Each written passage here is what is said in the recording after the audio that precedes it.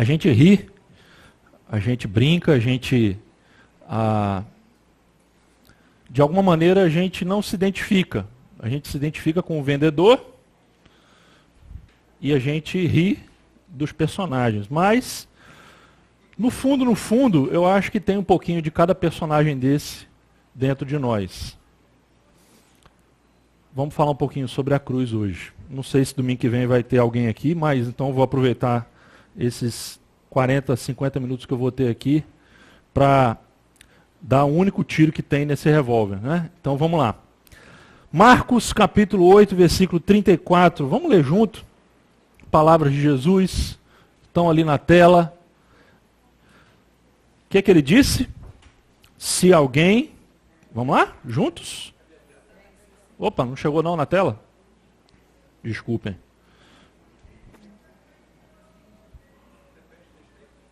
Marcos, capítulo 8, versículo 34. Espera aí que vai chegar ali.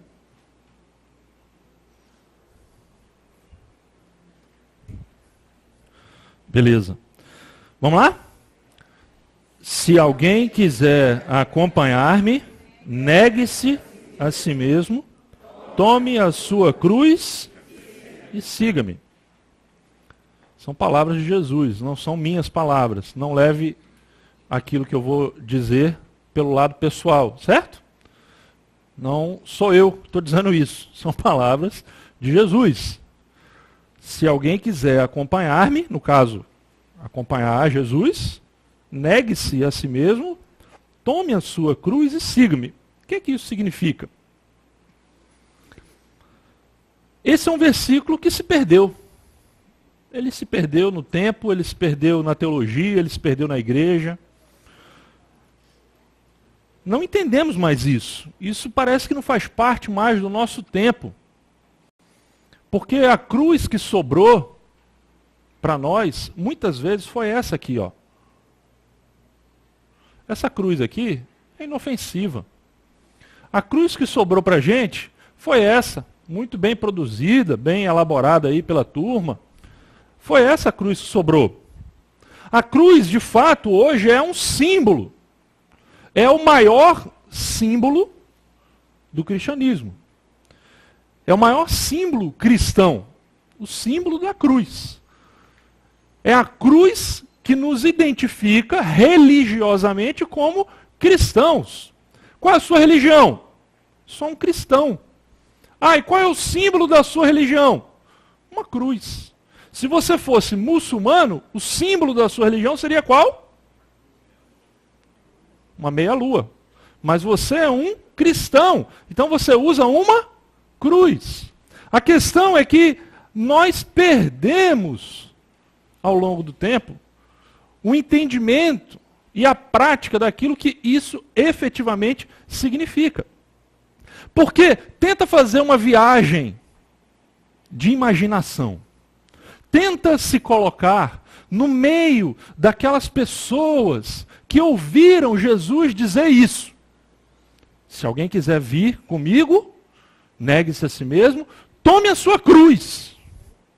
Jesus falou isso não para uma plateia do século XXI, com um iPhone na mão ou outra coisa qualquer. Ele falou isso para pessoas que moravam na região da Palestina, muito provavelmente ali na Galileia, ali pelo ano 30, dominação romana. E quando uma pessoa ouvia essa palavra, o que ela tinha na mente dela? Ela imaginava esse quadro. Era esse o quadro que ela imaginava, e a expressão tome a sua cruz vinha do costume romano de fazer com que aqueles que eram condenados a morrer numa pena de morte cruel, como era a pena de morte da cruz, o costume que eles tinham de carregar essa cruz, de pegar aquele madeiro e carregar aquele madeiro até chegar no local onde ele seria crucificado. Isso, naquela época, era o significado da expressão carregue a sua cruz, tome a sua cruz. Tome a sua cruz não tinha, e ainda hoje não tem absolutamente nada a ver com uma situação complicada do tipo, o meu marido é minha cruz. Tem gente que vem falar comigo, pastor, só não imagina a cruz que eu tenho que carregar. Aquele homem é uma cruz. Ou então um filho rebelde na adolescência. Ai meu Deus, aquilo é minha cruz. Ou então o seu trabalho, meu trabalho é uma cruz. Ou então uma doença que você tem, a minha cruz. Gente, Jesus não estava pensando nada disso quando ele falou para tomar uma cruz. Vamos ser sinceros. E a verdade, a gente se questiona, o que aconteceu com a cruz? A cruz virou isso aqui, gente. Ó, virou um símbolo, virou uma peça de arte. A gente hoje tem a cruz, não no seu formato original, mas a gente tem a cruz trabalhada, desenhada, estilizada. E quem falou sobre essa mudança foi um carinha que eu gosto muito de ler, que é o Tozer. Tozer, considerado um dos maiores pregadores do século XX, talvez o maior depois do Billy Graham, disse o seguinte, olha só, palavras do Tozer. O seu poder, o poder da cruz, se foi quando foi mudada de algo de morte para algo de belo, de beleza. Quando os homens fizeram dela um símbolo, pendurando-a nos seus pescoços como um ornamento, ou fizeram seu esboço diante de suas faces como um sinal mágico para repelir o maligno, então ela se tornou, na melhor das hipóteses, um fraco emblema, e na pior das hipóteses, um fetiche positivo.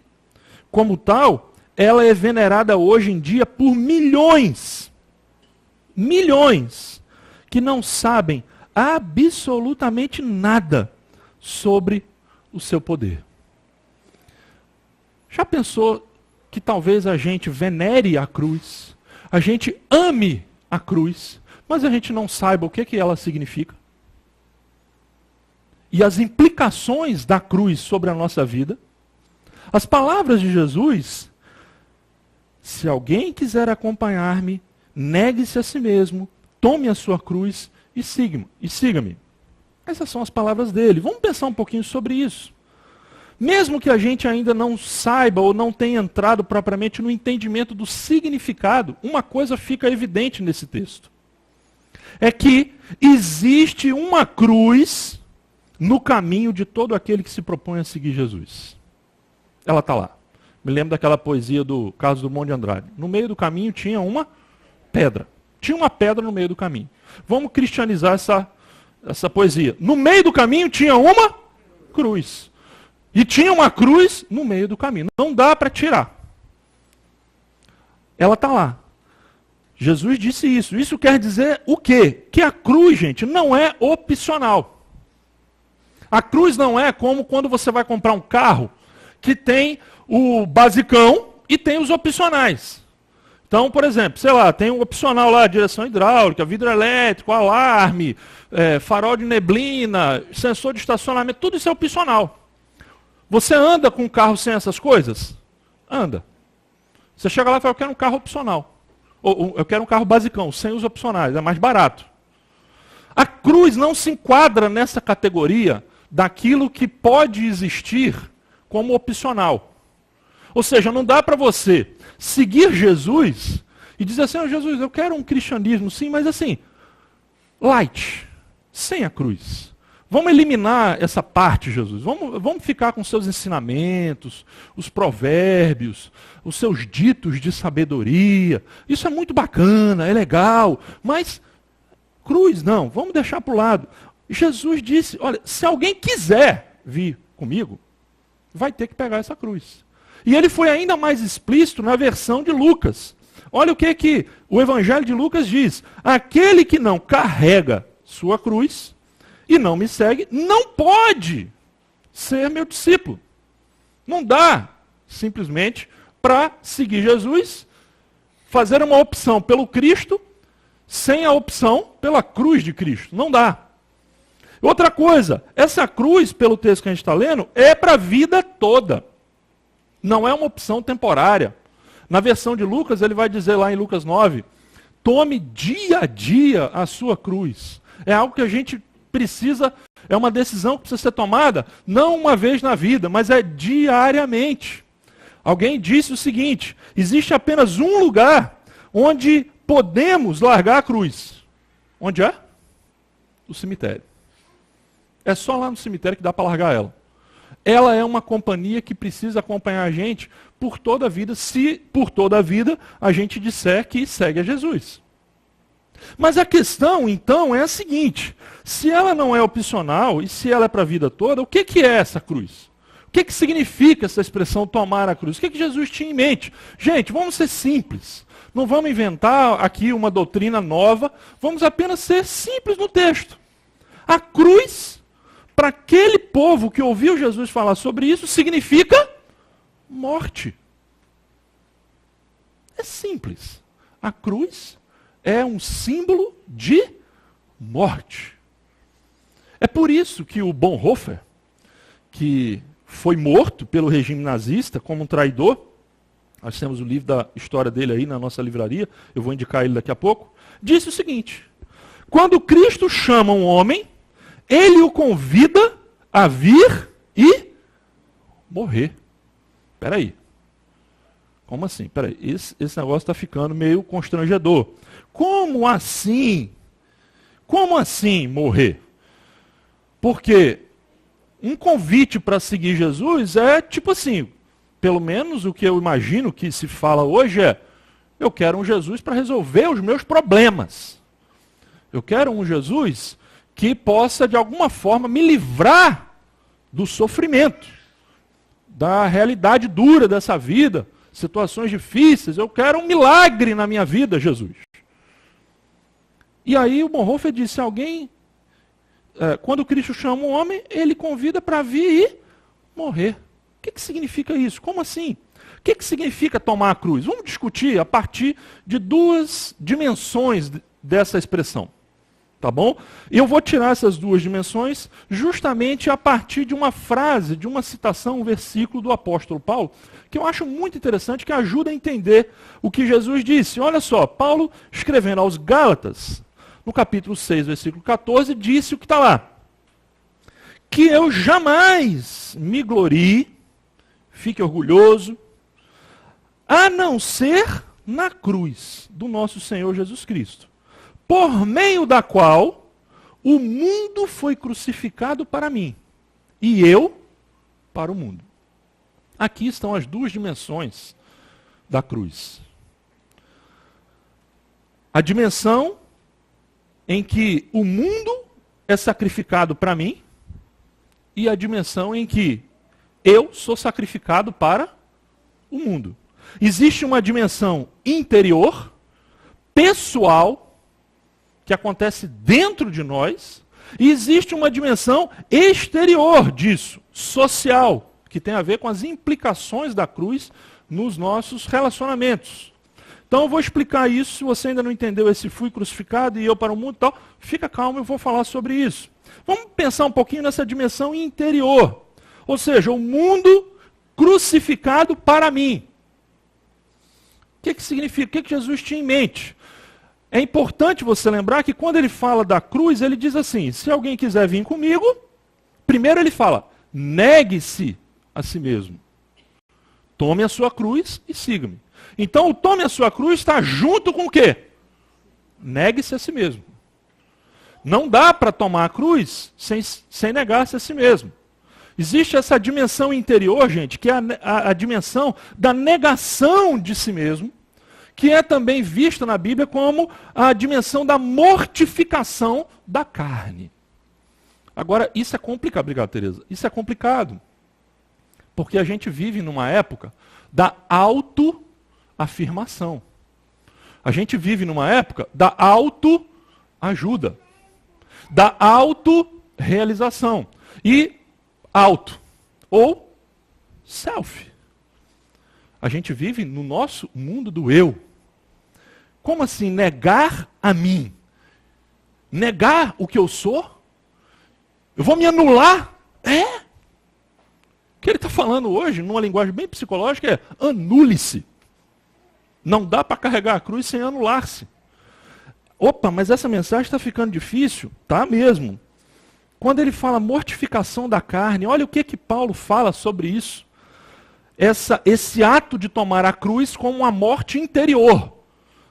façam morrer tudo o que pertence à natureza terrena de vocês.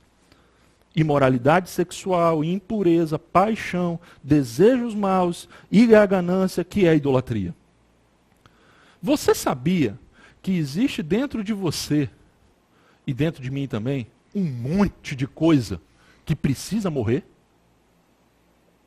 É engraçado que, eu já contei isso aqui, às vezes eu sou chamado para ir em aniversários, né? E eu já fui num aniversário uma vez que alguém foi fazer uma oração, e não foi o que eu fui essa semana não, que foi bem legal, né? Cadê o Rodrigo? Tá lá em cima, né? Foi maneiro aquele. Mas eu já fui num aniversário uma vez que alguém foi fazer uma oração, e a oração típica que eu ouço de aniversário: Senhor, muito obrigado pela vida dessa pessoa, e Senhor, abençoa essa pessoa, realiza todos os sonhos dela, todos os desejos, tudo que ela quiser, Senhor. Realiza na vida dela os sonhos dela. E eu fico imaginando, o que é que seria da minha vida se Deus realizasse todos os meus sonhos? Caramba, eu ia estar destruído. Porque a verdade é que os nossos sonhos são egoístas. As nossas ambições, muitas vezes, elas são más. Os nossos desejos não são puros. E há muita coisa dentro de nós que essa cruz aí precisa matar. Uma outra linguagem que Paulo usa, escrevendo também aos Gálatas, é essa: ó, fui crucificado com Cristo. Assim, já não sou eu quem vive, mas Cristo vive em mim. Isso, gente, é ou não é se anular? Se você acha que não está claro o suficiente, deixa eu colocar 2 ou 3 citações aqui para ajudar no entendimento. A primeira delas, do grande C.S. Lewis, tá bom? Que escreveu lá as Crônicas de Nárnia. Veja o que ele diz, se ajuda a entender essa autonegação de que Jesus falou. Olha o que ele diz. Cristo diz: dê-me tudo. Eu não quero um tanto do seu tempo, um tanto do seu dinheiro, um tanto do seu trabalho, quero você.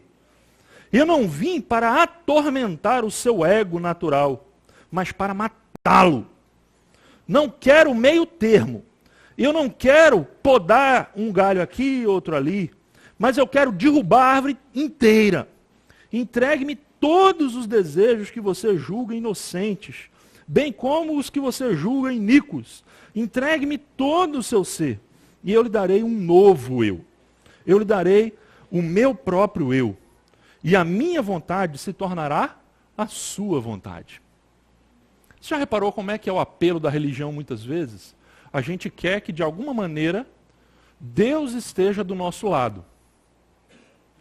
E aí, isso me faz lembrar uma vez em que o Abraham Lincoln, numa situação de crise, de guerra, na Guerra Civil dos Estados Unidos, estava num momento crítico, em que um assessor, sabendo que ele era um homem que costumava orar a Deus, chegou para ele e falou: presidente, o senhor precisa orar, porque hoje a situação está crítica, ore para que Deus esteja do nosso lado. E ele respondeu o seguinte: como eu poderia fazer isso? Eu não vou orar para que Deus esteja do meu lado. E ele se ajoelhou e orou e disse: Senhor, que eu esteja do seu lado. Porque é muito fácil a gente orar e pedir para Deus vir como um acessório para ficar do nosso lado. A questão não é se Deus está do nosso lado. A questão é se nós estamos do lado de Deus. Essa é a questão. E o sentido que o C.S. Lewis diz aqui é exatamente esse. Jesus não é um acessório, não é um brinco, a cruz não é simplesmente um adereço. A cruz ela vem para matar. E para matar quem? Para matar o nosso eu interior, o nosso egoísmo. Veja como o Tozer, que eu já citei, fala sobre isso. A cruz não só põe fim à vida de Cristo, termina também a primeira vida de cada um dos seus seguidores verdadeiros. Ela destrói o velho modelo, o modelo de Adão na vida do crente, e lhe dá um fim. A cruz cortará fundo as nossas vidas, onde fere mais, não nos poupando nem a nós mesmos, nem as nossas reputações cultivadas. Ela nos derrotará e porá fim às nossas vidas egoístas. Isso aqui, gente, que o C.S. Lewis e que o Tozer estão dizendo, é o significado de tomar a cruz. quando Jesus chama para que a gente tome a sua cruz, ele está dizendo, olha, morram. Não dá para poder me seguir sem que morra. Uma vez perguntaram a George Miller, não sei se você já ouviu falar do George Miller, um cara que tem um livrinho modesto, chamado 50.000 orações respondidas. E ele, um homem que experimentou diversas situações absolutamente milagrosas na vida dele, ele tinha um orfanato para centenas de crianças, e muitas vezes vivia literalmente do pão que caía do céu ali no dia. E ele, existe uma história relacionada a George Miller, que é essa aqui. Quando perguntaram a George Miller sobre o segredo do seu ministério, a resposta dele, sabe qual foi? Ele disse, o segredo de George Miller é que George Miller morreu alguns anos atrás. Se tem alguém perigoso do ponto de vista espiritual, é alguém que já morreu. E alguém que não tem nada a perder. Ele já morreu. E uma vez eu assisti no Ronaldo Lidório, que é um missionário também, com algumas histórias absolutamente impressionantes, pregando, e ele disse o seguinte, a primeira missão da igreja não é proclamar o evangelho, não é se expandir, nem mesmo conquistar a mídia ou impactar a sociedade. A primeira missão da igreja é morrer. É se desglorificar para glorificar o seu Deus. A nossa missão, o nosso chamado, gente, o primeiro chamado de Jesus, não é um chamado da autorrealização, não é o chamado do milagre. O primeiro chamado de Jesus é, você está disposto a morrer? Morrer interiormente, morrer para o seu eu, morrer para a sua vontade, morrer para os seus vícios interiores. Isso pode morrer. Você está disposto a passar por essa morte pessoal? O que significa tomar a cruz? Em primeiro lugar, uma dimensão interior. É o que Paulo chama de o mundo crucificado para mim. Ou seja, o mundo e tudo que está nesse mundo, e quando a Bíblia usa a expressão mundo, ela não está falando de natureza, de pessoas, ela está falando de um sistema de valores, de ideias anti-Deus. Aquilo que você olha no mundo e fala, caramba, isso não pode ser de Deus. Então ele está falando, olha, isso para mim está crucificado. Morreu para mim isso. Só que ele também fala de uma dimensão exterior. Porque ele fala que quando o mundo é crucificado para nós, sabe o que acontece? Nós também somos crucificados para o mundo. Porque quando a gente diz para o mundo, morri para você, o mundo vai dizer, ah é? Então eu vou te matar. E aí existe uma dimensão social e exterior, que é o eu crucificado para o mundo. E essa dimensão exterior se dá através dessas duas palavrinhas. Perseguição e sofrimento. Ou seja, se interiormente a gente passa por esse processo de desconstrução, de morte interior, de mortificação da carne, da nossa natureza pecaminosa, a gente também pode esperar que exteriormente, aqueles que morreram interiormente vão passar por situações de perseguição e de sofrimento. E aqui, gente, é muito interessante, eu estava lendo algum material essa semana sobre isso, e eu descobri uma coisa que eu não sabia. Que você sabe quantos livros a Bíblia tem? A Bíblia é uma coleção de livros. A Bíblia tem 66 livros. Dos 66 livros da Bíblia, 65 foram escritos numa situação de conflito, de perseguição e de sofrimento. Ou de pessoas que estavam vivendo essa situação, ou para pessoas que estavam vivendo essa situação. A Bíblia é um livro escrito com tinta de sangue. O único livro da Bíblia, qual é? Que não tem essa conotação. Cantares de Salomão. Fora ele, o resto é sangue. O sangue da perseguição, o sangue do sofrimento. E Jesus falou muito sobre isso. Quando ele fala, negue-se a si mesmo, tome a sua cruz e siga-me, é como se ele estivesse dizendo, olha, estejam preparados. Por quê? O mundo me odeia e vai odiar vocês também. A minha mãe que está aqui hoje, ela, desde que eu sou pequeno, ela sempre, quando eu ia fazer algum negócio, alguma coisa, ela me dava me dizia uma coisa que é um dito. ela dizia o seguinte: meu filho, o combinado não sai caro. Você já ouviu falar isso? O combinado não sai caro. Não faça um negócio sem combinar antes. Combina antes, para depois não ter surpresa. E eu falo isso, sabe por causa de quê? Porque Jesus combinou. Está combinado. São palavras dele. Quer ver? Olha o que ele disse. João capítulo 15, versículo 20. Se me perseguiram, também perseguirão vocês. Está lá. Olha o que ele disse em Mateus capítulo 10. Eu os estou enviando como ovelhas entre lobos. Eu vou focar nesse versículo na semana que vem. Os homens os entregarão aos tribunais, os açoitarão nas sinagogas deles, o irmão entregará à morte o seu irmão, e o pai a seu filho, filhos se rebelarão contra seus pais, e os matarão. Todos odiarão vocês por minha causa. Você pode falar tudo contra Jesus, menos que ele não avisou. Quando surge o sofrimento, o fogo da perseguição, a injustiça por causa dos valores do reino, isso não é novidade. E tanto não é novidade, e não é para se surpreender, que Pedro, o apóstolo Pedro, escreveu isso que está aqui, ó, 1 Pedro 4,11. Amados, não se surpreendam com o fogo que surge entre vocês para os provar, como se algo estranho lhes estivesse acontecendo.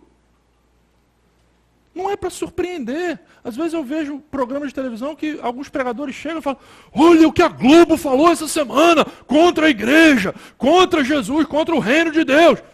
Como se fosse um susto. Você está esperando o quê da Globo? Que ela pregue o evangelho? Qual é a surpresa? Não há surpresa nisso. Não há surpresa dos valores do mundo estarem virados de cabeça para baixo. Não é surpresa da igreja e dos cristãos estarem morrendo hoje. Não é surpresa de nós termos 200 milhões de cristãos vivendo sob regimes de perseguição direta, perigosíssima, que vivem com medo de uma polícia secreta. Olha o que Paulo diz. Todos, e ele não fala alguns, ele fala: todos os que desejam viver piedosamente em Cristo Jesus serão o quê? Perseguidos. Todos. Então, quando eu leio esse versículo, quando eu olho para a história da igreja, eu chego a uma conclusão. Você pode achar que é uma heresia, mas para mim é a conclusão óbvia. Que a perseguição é o padrão normal da vida cristã. É o normal. Perseguição, gente, não é a exceção. Perseguição é o normal. Daí que a nossa grande pergunta, não é: por que sofremos? Onde estava Deus? Meu Deus, por que ele permitiu isso? Estou sofrendo. A grande pergunta é: por que não sofremos?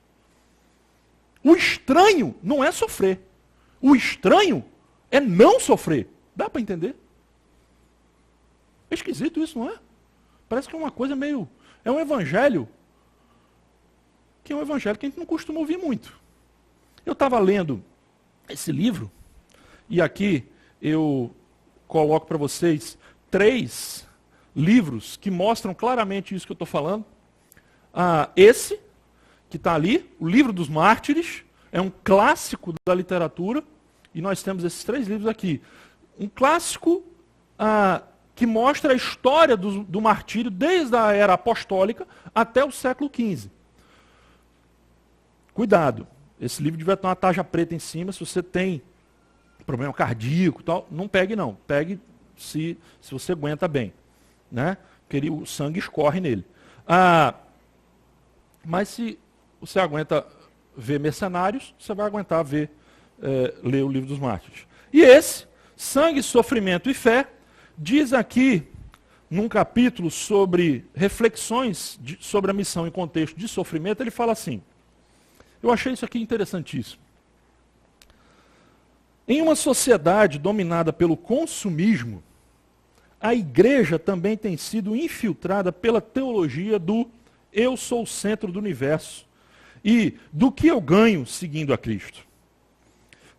que aparece com roupagens aconchegantes, embrulhada em passagens das Escrituras, que tem como foco o abençoa-me, Senhor. De algum modo, nós nos condicionamos, e aos membros das nossas igrejas, a medirmos a bondade de Deus de acordo com o nosso próprio bem-estar. Dê uma olhada em nossas Bíblias. O que é que nós sublinhamos ou ressaltamos em cores são geralmente passagens que tratam das promessas para nós, aquelas que falam de bênçãos.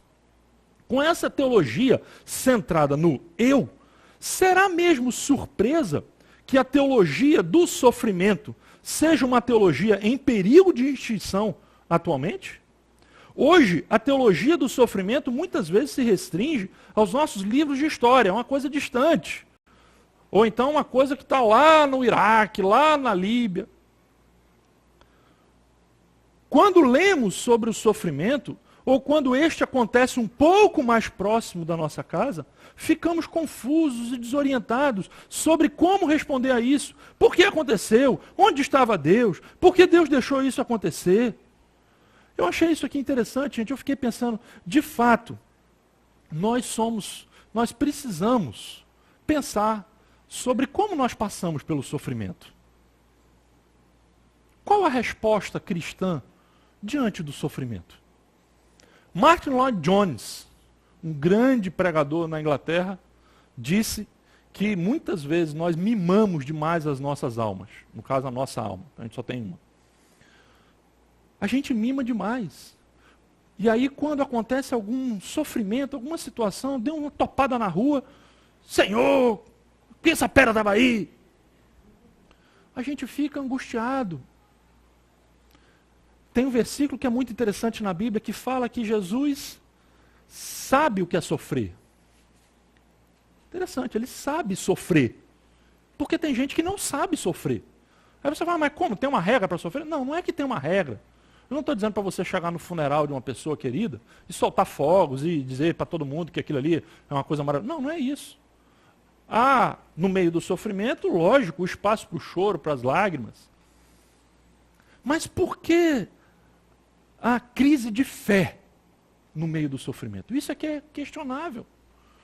Porque, do ponto de vista cristão e bíblico que nós estamos vendo, o normal, o padrão normal é o padrão do sofrimento. É o padrão da perseguição. Se você for um empresário brasileiro que procurar seguir a Jesus nos seus negócios, os valores do reino, você vai ser perseguido ou não? O que você acha? Se você for um estudante que está lá no meio da universidade e se levantar dizendo, eu creio em Deus, eu creio no Deus Criador do céu e da terra, eu creio em Jesus Cristo que veio a esse mundo, que é o Filho de Deus, eu creio que Ele é o meu Salvador e que não há outro caminho a não ser Jesus Cristo. Você acha que vai ser perseguido na sua escola? Ou não? Perseguição não está longe, ela está próxima. Aliás, a gente poderia dizer que existe dois tipos de hostilidade. E quando se fala de perseguição, a gente precisa ter isso em mente. Existe a hostilidade leve, que é a nossa. Tá? Que é a ridicularização, a restrição, a provocação, a discriminação, o preconceito. Muitas vezes isso faz parte da nossa história por firmarmos os nossos pés, os nossos lábios, o nosso coração em Jesus. E existe a hostilidade pesada, que acontece em alguns países com restrição da liberdade religiosa, como surras, tortura, isolamento, prisão e morte. É difícil você ver esse segundo grupo aqui bem perto da gente, embora seja possível. Mas o comum no nosso meio é o primeiro. Mas não se esqueça, como eu disse, existem 200 milhões de cristãos no mundo hoje que vivem debaixo de uma hostilidade pesada. E aquilo que nos motivou a pensar sobre isso foi exatamente esta foto que você está vendo ali. Essa foto que foi divulgada no mundo inteiro, daquele grupo de 21 cristãos egípcios, ajoelhados, e nós vamos passar algumas coisas que nós conseguimos pegar na internet, com agências e tal, que aconteceram relacionadas a este evento, especificamente a este evento, como, por exemplo, a revelação de que o áudio do filme original que foi exibido no mundo pelo Estado Islâmico, eles não cortaram o áudio. E no áudio é possível ouvir alguns desses ajoelhados ali, instantes antes de serem degolados, dizerem: Jesus Cristo é o meu Senhor.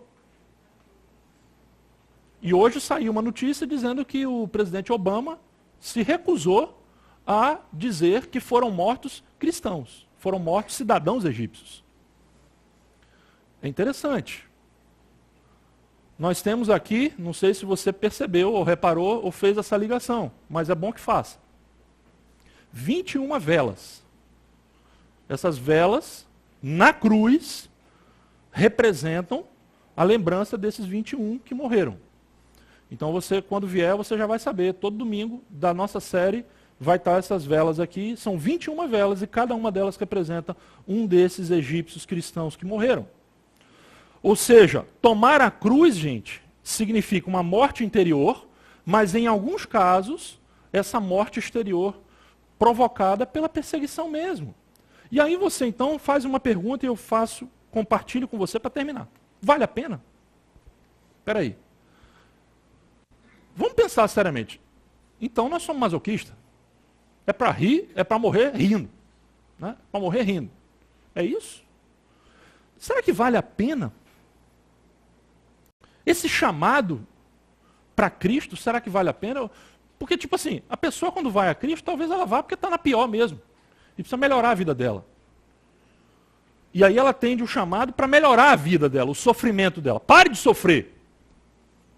Mesmo que a gente não tenha essa placa aqui fora, mas muitas vezes o chamado que atrai as pessoas é esse. E aí a gente fala de um Jesus que, pelo contrário, a sua vida está tranquila, mas se você se posicionar por Cristo, vai complicar para o teu lado. Se você quer tranquilidade, não entra por esse caminho. Porque se entrar por esse caminho de verdade, vai complicar para o seu lado. Aí a pergunta, vale a pena esse o caminho? Vamos imaginar, para responder isso, no grupo dos 12, os 12 apóstolos de Jesus. Os evangelhos contam que, quando Jesus morreu, foi crucificado, quando eles viram ali a cruz, a realidade da cruz, Jesus caminhando na Via Crucis, o que eles fizeram? Correram. Correram com medo, porque esse negócio assusta. Não assusta a gente aqui, bonitinho, né? Mas naquela época assustava, e assustava muito. Eles correram.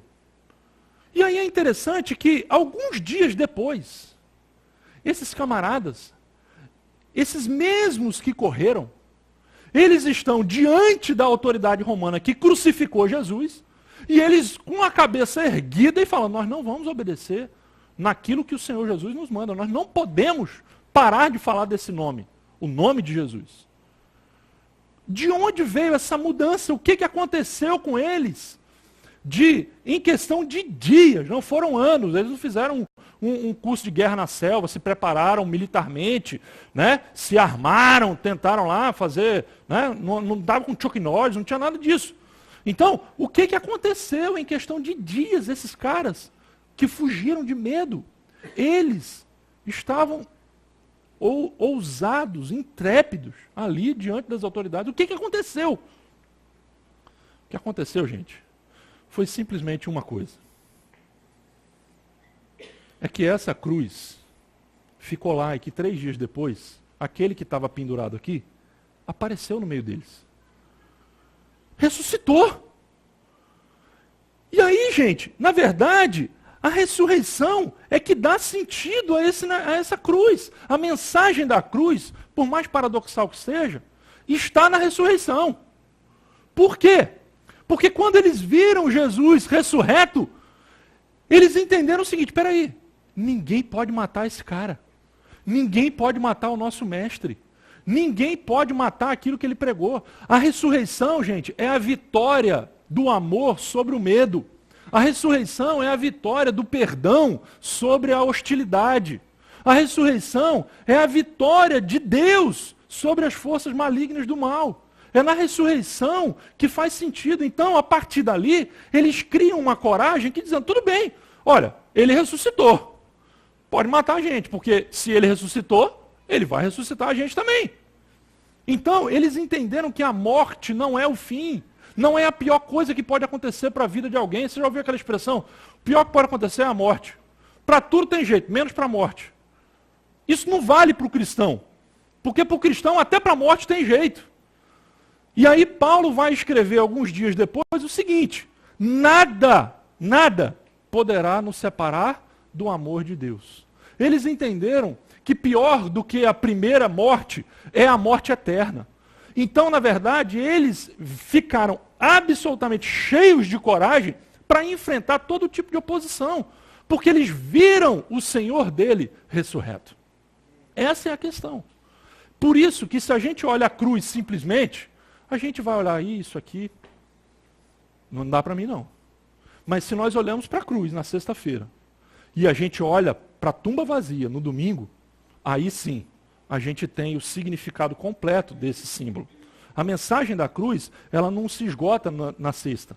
Ela só é revelada no domingo. E ali no domingo eles entenderam, Deus de fato perdoou os nossos pecados. A gente está perdoado, a gente está reconciliado. Aquilo que ele falou era verdade, olha só, ele está vivo.